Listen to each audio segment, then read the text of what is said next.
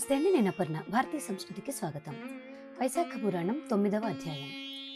నారద మహర్షి అంబరీష మహారాజుతో శృతదేవ మహాముని చెప్పిన కథ విన్నాక శృతకీర్తి మహారాజుకు ఒక సందేహం వచ్చి మహర్షితో, మునీశ్వర, హేమాంగదుడు జలదానం చేయకపోవడం వల్ల చాతక పక్షిగా బల్లిగా పుట్టాడని చెప్పారు. సరే, కానీ ఆయన యజ్ఞయాగాలు ఎన్నో దానాలు చేసిన పుణ్యాత్ముడు కదా, మరి సజ్జనులను పూజించలేదన్న కోపంతో ఆయనకు గద్ద, కుక్క వంటి నీచ జన్మలు ఎందుకు కలిగాయి?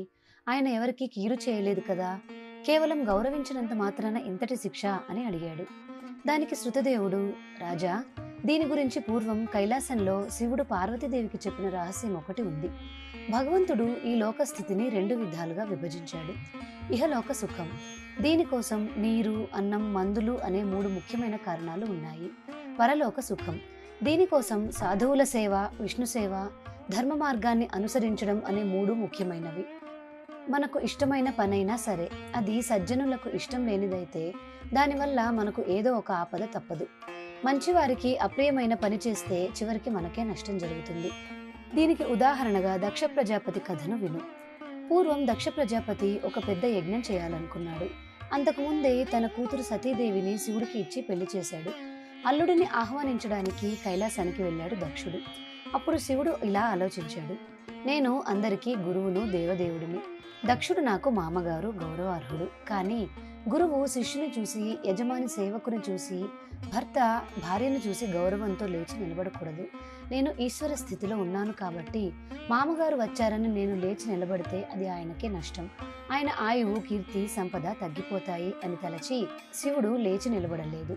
కానీ ఆ ధర్మ సూక్ష్మాన్ని దక్షుడు అర్థం చేసుకోలేకపోయాడు. అల్లుడు నన్ను చూసి లేవలేదు అన్న అహంకారంతో శివుడిని అక్కడే ఘోరంగా నిందించాడు. శివుడు దరిద్రుడు, ఎముకలు ధరించేవాడు, శ్మశానంలో ఉంటాడు, ఇతనికి కులగోత్రాలు లేవు, ఇతని పేరుకు అర్థం నక్క అని రకరకాలుగా అవమానించి కూతురిని, అల్లుడిని తన యజ్ఞానికి పిలవకుండానే వెళ్ళిపోయాడు. యజ్ఞం మొదలైంది. దేవతలందరూ వచ్చారు. కానీ శివుడు, విష్ణువు రాలేదు. సతీదేవికి తన పుట్టింటికి యజ్ఞానికి వెళ్ళాలనిపించింది. శివుడు, వద్దు, అక్కడ నీకు అవమానం జరుగుతుంది, ఆ నిందను నువ్వు భరించలేవు అని ఎంత చెప్పినా వినకుండా నందివాహనం ఎక్కి యజ్ఞానికి వెళ్ళింది. యజ్ఞశాలలోకి వెళ్లిన సతీదేవిని ఎవరూ పలకరించలేదు. పైగా ఆమె తండ్రి దక్షుడు శివుడికి ఇవ్వాల్సిన యజ్ఞ భాగాన్ని ఇవ్వకుండా మిగతా దేవతలకు ఇస్తున్నాడు. అది చూసి సతీదేవి తట్టుకోలేకపోయింది. తండ్రి, ఈశ్వరుడిని అవమానించడం మంచిది కాదు, ఆయన లేని యజ్ఞం పూర్తి కాదు అని హితవు చెప్పింది.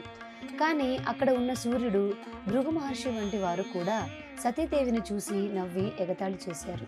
దక్షుడు మళ్ళీ శివుడిని అసభ్య పదజాలంతో దూషించాడు. పతి నిందను వినడం మహాపాపమని, ఆ పాపానికి ప్రాయశ్చితం తన శరీరాన్ని వదలడమే అని భావించి అందరూ చూస్తుండగానే సతీదేవి అక్కడి యజ్ఞకుండంలోని అగ్నిలో దూకి ప్రాణత్యాగం చేసింది. ఇది చూసి అందరూ హాహాకారాలు చేశారు. శివ పరివారం వెంటనే వెళ్లి ఈ విషయాన్ని పరమశివుడికి చేరవేశారు. వైశాఖ పురాణం 9వ అధ్యాయం సమాప్తం. మీకు ఈ వీడియో నచ్చిందా? నచ్చినట్లయితే లైక్ చేసి మీ బంధుమిత్రులందరికీ షేర్ చేయండి. మిగిలిన అధ్యాయాలను కూడా చూడాలి అనుకుంటే మన భారతీయ సంస్కృతి ఛానల్ని సబ్స్క్రైబ్ చేసుకొని బెల్ ఐకాన్ని యాక్టివేట్ చేసుకోండి. తిరిగి రేపటి పురాణంలో మళ్ళీ కలుసుకుందాం. నమస్కారం.